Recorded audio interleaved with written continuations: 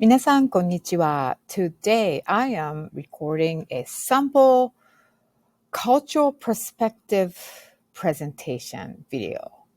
So, I am explaining as a sample and to go over a Japanese language. So, your prompt should be very similar to this is the one that I'm going to separately record, show you what it is. It's a cultural perspective presentation prompt. It always starts like present your own view and perspective on blank. And so for this one, I am going to use Japanese language. And there's so many things that you can talk about, but Japanese language has specific characteristics and features that you can list based on your knowledge. But I am going to list the following. So, to say the Japanese language characteristic and special features, you say 日本語の特徴. 特徴 is a great word to know to talk about something or someone or some aspect of anything that you can list. So, 日本語の特徴について. So, you want to start something like 今から日本語の特徴について発表します。That would be your great opening statement. 今から日本語の特徴について発表します。or 発表したいと思います。Then you can actually throw in a question like this. 日本語ってどんな言葉でしょう？言葉 means language or words. And the structure is that a topic that I wanted to focus were writing system. Yeah, so Japanese language has kanji, hiragana, katakana, romaji. Initially, Japan didn't have writing system, so we borrowed from China, which is kanji, and then we sort of like formalized a own characters, which is hiragana, and then katakana were also transformed from kanji. And then romaji is literally just alphabet so that foreigners can easily pronounce certain kana. But I guess it's slightly different from alphabetical English pronunciation. So I would say romaji is also sort of like a writing system for Japanese language. Okay, speech style. There's so many things to feature, but I am going to especially list keigo, honorific language, but don't use English. And teinego. Teine means polite. So I'm going to just say 丁寧な言葉を話します. And tameguchi is kind of like a modern words that are newly created word. This is actually means casual talk. You would use tameguchi between your friends, but super close friends. You don't just use with your acquaintances. They're going to think you're super rude or you're an idiot. So, yeah. So that's tameguchi. So I'm going to mention these things. And also, onomatopoeia is super, super special for Japanese language and culture. So I will mention few onomatopoeia examples. And other special features including greetings, aisatsu, and some cognate words that are created from like a Japanese words, but it actually turned it into English. So that's a kind of an interesting feature that you would want to feature. I mean, I wanted to feature, so let's go. So these are the keywords. Kotoba. Like I said, kotoba means language or words. Moji is character. So if you want to talk about hiragana, katakana, you need to know 日本語には、たくさんの種類の文字があります。文字 characters, right? 敬語 is, I just wrote it in kanji, but you don't need to know the kanji because you're just speaking. 丁寧語 is polite, so 丁寧に話すときに使います。そしてタメ口 is casual talk. そう、友達、特に仲のいい友達と一緒に話すときにはタメ口を使います。オノマトピア、例えば、ピカピカ、ザーザー、ニャーニャー、ワンワン、yeah? And then so I will mention how you use these examples. And then greeting, which is 挨拶. And I will mention いただきます、ごちそうさま、いらっしゃいませ.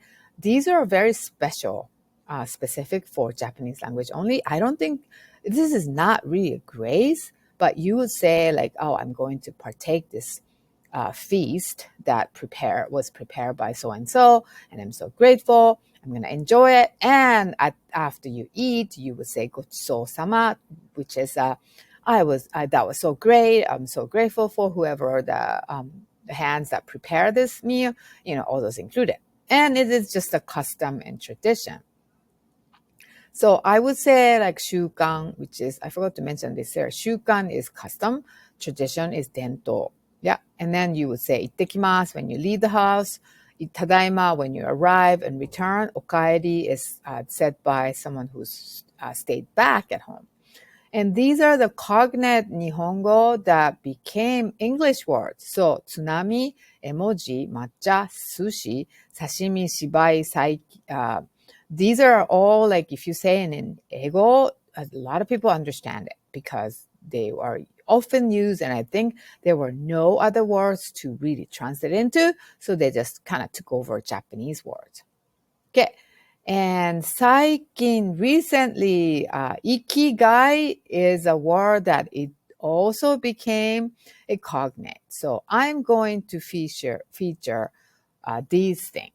So there you go. I'm going to try to start the timer so I can record. Let's see. I'm going to do this timer.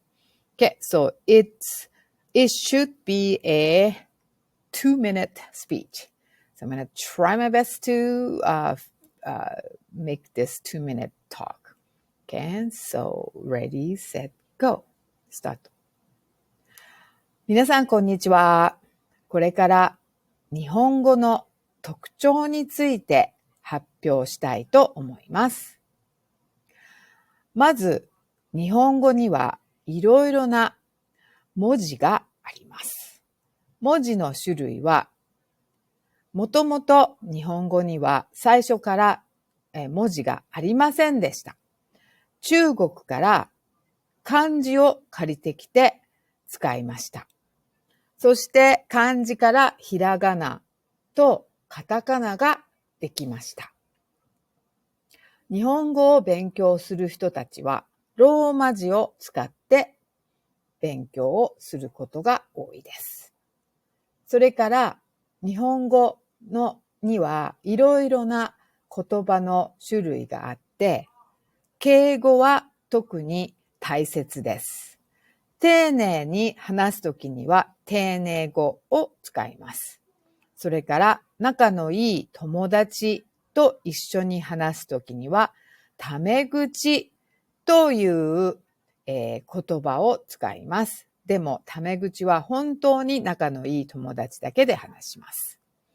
オノマトペにはいろいろな言葉があって、ピカピカ、ザーザー、ニャーニャー、ワンワンなどがあります。そして、日本語の挨拶には、いただきます、ごちそうさま、いらっしゃいませ、など、いろいろな特別なものがあります。最近は、日本語の言葉、津波、絵文字、抹茶、寿司、刺身などが英語になっているのがとても面白いと思います。日本語を勉強することはとても楽しいです。以上です。That was 2 minutes. So I kind of couldn't include all of these because there are a lot. And I hope I was able to include, so the cultural perspective video is, the presentation should have at least 5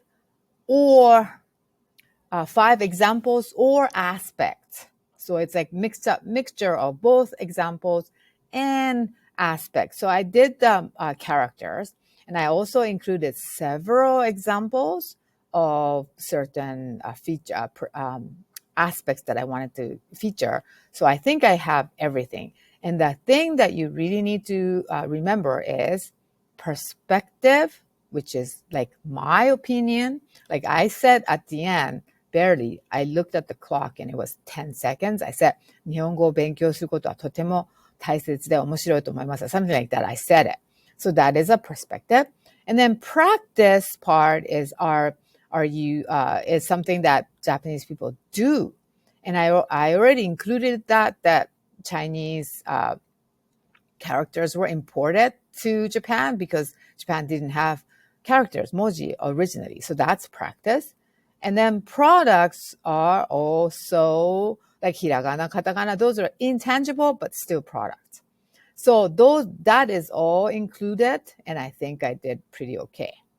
So transitional words that I try to use, and I don't think I use all of it, but for your reference, I think you should try to include this. Like まず最初にこれから今からしたいと思います。発表したいと思います。最初に。それから例えば。And then you can say ところです by the way.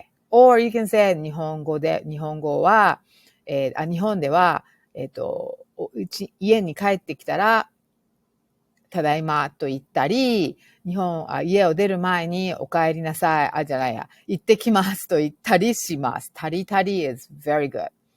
But, if you want to list, like ピカピカとか、じゃあ、ざあなどがあります。That's, if you're listing a certain example, this is a great expression. And if you want to include your personal, what you call that, experience, you can say, 私は日本に行った時に漢字がわからなかったんですが、ローマ字を読んでわかったことがあります。Something like that. Like, and then like one day, 私は日本に行って留学してみたいです。I want to go to Japan and study 日本語を勉強してみたいです。Or だそうです is a hearsay. Yeah, like 日本には、漢字がなかったそうです。なかったそうです。This is a da, but it's ta is also the same thing. なかったそうです。なので、漢字を文字がなかったそうです。なので、中国から文字を借りて、そしてひらがなと、カタカナを作ったそうです。That's like a really good example to use that. And then, と思います is essential to express your perspective. So make sure all of these, not to say all of these, but many of them are very good stuff.